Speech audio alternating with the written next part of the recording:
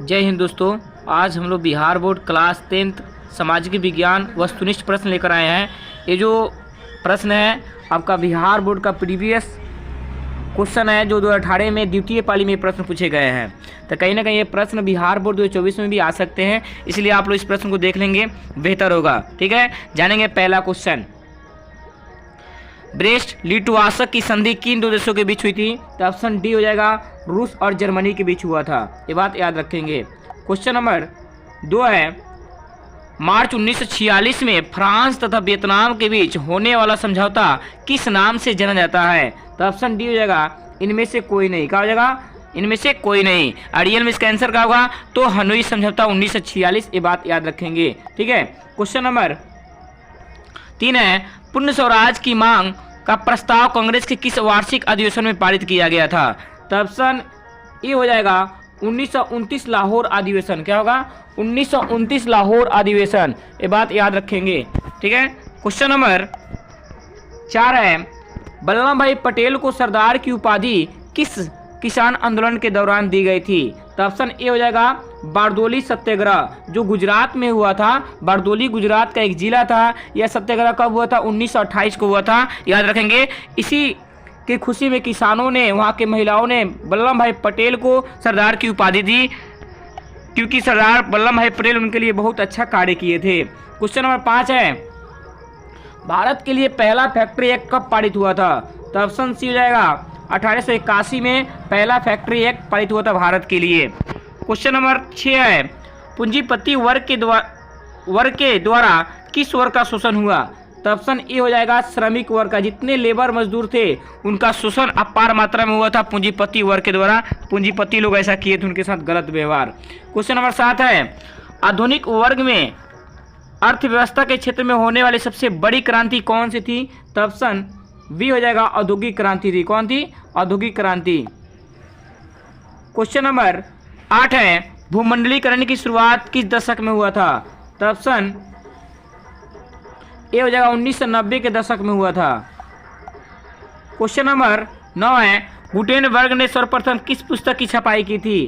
तो option D हो जाएगा, बाइबिल को। और बाइबिल जो पुस्तक है ये तो गुटेनबर्ग का जन्म जर्मनी में हुआ था। ये भी बात याद रखेंगे। गुटेनबर्ग का जन्म कहाँ हुआ था? जर्मनी में। क्वेश्चन बिहार बोर्ड कई बार पूछ चुका है। और इसका पहली पुस्तक थी बाइबिल। और बाइबिल चैप्टर इतिहास के 2 में आता है, समाज एवं साम्यवाद चैप्टर, जिसमें क्वेश्चन किया जाता है कि समाजवादियों का बाइबिल किसे कहा जाता है? तो दास कैपिटल पुस्तक को कहा जाता है। ये भी प्रश्न याद रखेंगे। क्वेश्चन करेगा कि समाजवादियों का बाइबिल किसे कहा जाता है? दास कैपिटल पुस्तक को, जिसका रचना कार्ल मार्क्स ने किया था 1867 से 68 में। क्वेश्चन नंबर 10 है, विश्व में सर्वप्रथम मुद्रण की शुरुआत कहाँ से हुई थी? चीन से हुई थी। कहाँ से हुई थी? चीन से, जिसके राजधानी बीजिंग है। और मुद्रा का आविष्कार, कागज का आविष्कार चीन में ही हुआ था। क्वेश्चन नंबर 11 है, मेढक में प्रजनन प्रक्रिया को बाधित करने वाला रसायन कौन है? तो ऑप्शन सी होगा, एंड्रीन। कौन है? एंड्रीन। क्वेश्चन नंबर 12 है, बिहार में अति जल दोहन से भूमिगत जल में किस तत्व का संकेंद्रण बढ़ा है? अर्धसैनिक। ऑप्शन सी हो जाएगा। क्वेश्चन नंबर 13 जानेंगे, संविधान की धारा 21 का संबंध किससे है? तो ऑप्शन ए हो जाएगा, वन्य जीवों तथा प्राकृतिक संसाधनों के संरक्षण से। क्वेश्चन नंबर 14 है, बिहार के कितने प्रतिशत भौगोलिक क्षेत्र में वन का फैलाव है? तो ऑप्शन डी हो जाएगा, 7%। सबसे अधिक वन का विस्तार कहाँ पे है? मध्य प्रदेश में है। सबसे कम कहाँ है? बिहार में है। ये बात याद रखेंगे। क्वेश्चन नंबर 15 है, एल्युमिनियम बनाने के लिए किस खनिज की आवश्यकता पड़ती है? तो ऑप्शन डी हो जाएगा, बॉक्साइट। और बॉक्साइट किसका एक्स है? एल्युमिनियम का। ये भी बात याद रखेंगे। क्वेश्चन नंबर 16 है, भारत के किस राज्य में सौर ऊर्जा के विकास की सर्वाधिक संभावनाएं हैं? तो ऑप्शन सी हो जाएगा, राजस्थान।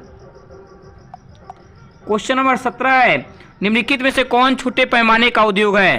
तो ऑप्शन सी हो जाएगा, खिलौना उद्योग।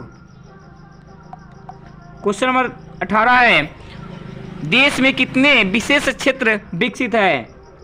तो ऑप्शन बी हो जाएगा, 7। क्वेश्चन नंबर 19 है, बिहार की सीमा में रेल मार्ग की लंबाई कितनी है? तो ऑप्शन ए हो जाएगा, 6283 किलोमीटर। और बिहार में रेल कब चली थी? तो 1860 में चली थी। और बिहार में प्रथम रेल लाइन कौन थी? तो ईस्ट इंडिया रेल लाइन थी। ये भी बात याद रखेंगे।